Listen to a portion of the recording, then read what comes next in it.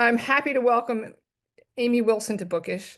Amy is the co-host of the parenting podcast, What Fresh Hell? Laughing in the Face of Motherhood, and the author of the memoir, When Did I Get Like This? Which is a question I ask myself frequently.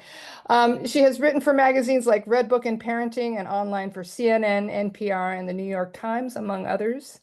And Amy is also a working actor. She has starred in The Last Night of Ballyhoo on Broadway, appeared as a series regular on several sitcoms, and has been a had a guest starring role on many other shows and films. Today, she joins us to talk about her new collection of essays, Happy to Help, Adventures of a People Pleaser. Amy, I'm so thrilled to have you on. Thank you so much. Thank you for having me, Sam. It's really wonderful. I was talking to you earlier and I described this collection as really a meditation on modern womanhood. I told you I received the book as I do so many others in the mail for consideration, and I picked it up and I thought, what is this book? And the first line is, if you've picked up this book, you are probably someone with a lot to do, perhaps a little too much. And I went, is she standing behind me? How? So anyway, so thank you for that. The introduction alone is worth the price of the book, but there's so much more to discover in it. I understand that the book actually came about with a conversation with your publisher. Can you talk about that? That's right, my publisher to be. So the publisher of this book is Zibby Owens, who I want to give a shout out to all the work she's doing in support of people who have been displaced by the fires. Zibby's Yeah, bookshop is in Santa Monica, and it's right. open right now. They have clothes, they have books, everything available to everybody who needs them. So she's the publisher of this book. I met her at a party, and I think it was my friend, my wingman, who said, Amy wrote a book, and I wrote a book in 2010. And she said, oh, what's your book called? And I told her, when did I get like this? And she said, I love that book. I have that book. You should be on my podcast. She has a podcast called Totally Booked with Zibby. That's a very influential book podcast. And I said, well, my book came out 10 years ago. And she said, oh, I don't care. I have on authors that I like. Come on my show. So I did. I was on her podcast. During that podcast interview, we talked about her new publishing imprint. And she said, you should write a book for that. And again, I said, oh, okay, sure. And Sure. then, right. And then when the conversation ended, she said, let's set up a Zoom, let's do this. And it moved really quickly. And just a couple of weeks later, I was writing a book for Zibby Publishing. That is Became that this is book. crazy someone who actually is good on their word. Imagine that. Yeah, imagine that. Although she said the same thing to me, when this book got published, she said, I can't believe you did it. And I said, well, I had a contract with you. And she said, yeah, but people don't do it. People People don't don't actually actually do write it. it. Yeah, yeah. Well, this is a collection that moves through different parts of your life. I was saying to you that I really considered it a kind of an episodic memoir. Um, Hmm. and it deals with growing up, your sometimes painful acting career. Amy, why does anybody become an actor? I want to Good talk about that. question. And the relationships, and I just wondered how these essays developed for you. Had you already written some of them, or did you think about how did the book organically come about structurally? It was because, when I talked to Zibby about what the book would be about, we knew we wanted to be a book about sort of women's lives. My first book was funny essays with a point. So this would be funny essays with a point. And she said, maybe you could do something about slack, about picking up the slack, giving other people slack, and the times when you really needed to pick up with the slack. Go with that, see what you can do. So I kind of worked with that idea for a while and whiteboarded it. And out of all the columns, the times when I needed to pick up the slack, when I needed to have put in more effort than I did, I Yeah. could not think of anything to go in that column.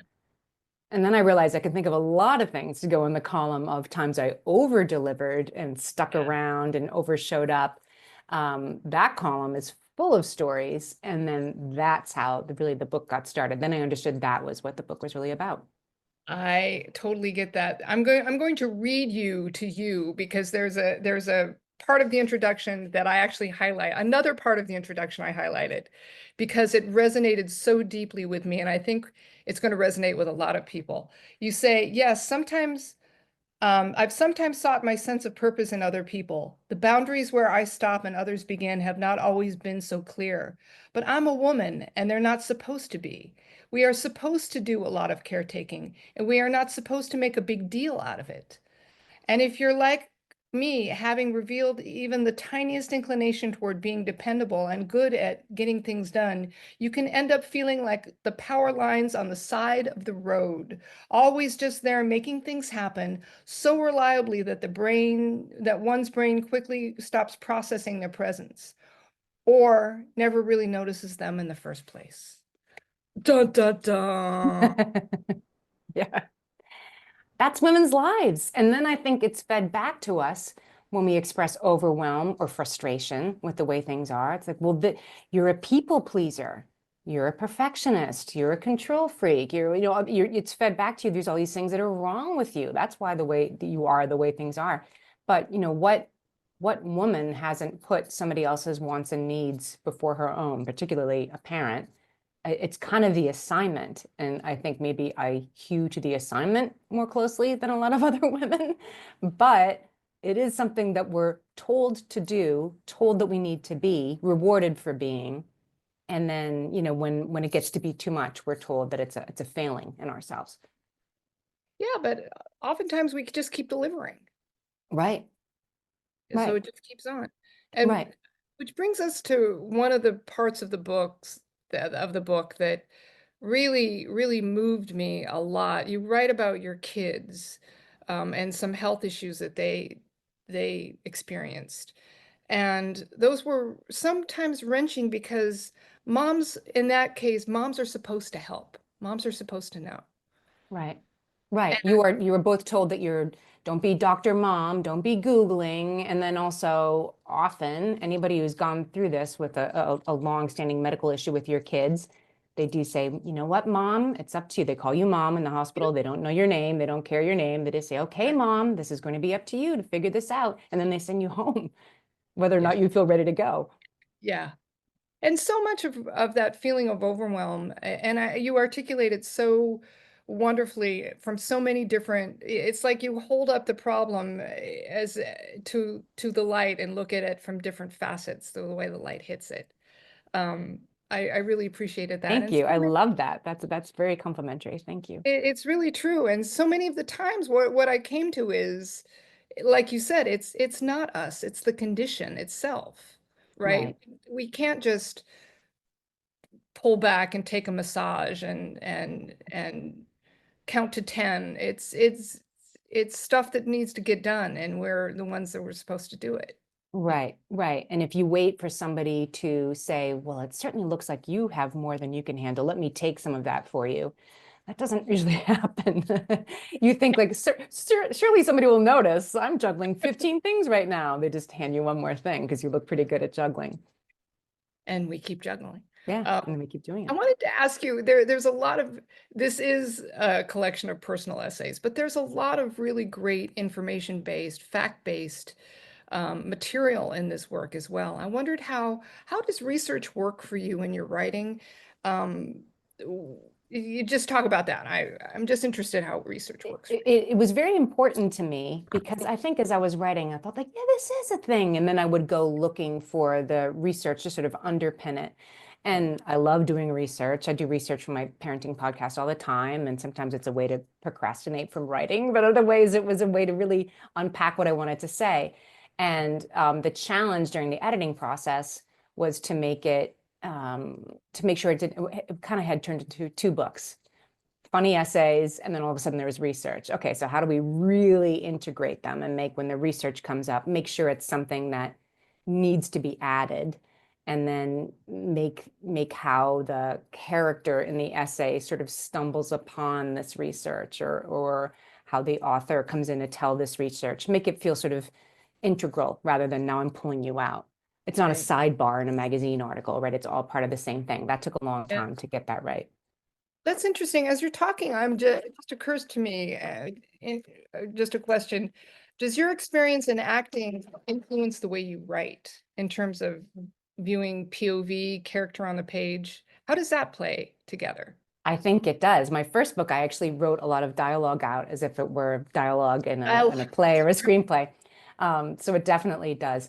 I just think I think when you're a person who's been writing comedy for a long time, as I have, you start to realize the one good thing about that annoying doctor at the hospital telling you you have to take your kid home in chronic pain. There's just that little part of you like, well, this is a funny story that just keeps you going. I'm saving this for later. This is a crazy moment. And there's so many moments like that in the book that I think as I was living through these heightened situations, it just helps you to have that sense of humor and realize I'm not nuts. This is crazy. And what a story this will make someday. Not that I knew it would be a book, but that I knew that this is nuts. The stories are there. Speaking Right, right. of writing, I have to tell you, I told you earlier, I keep thinking about a line from your book that happens later.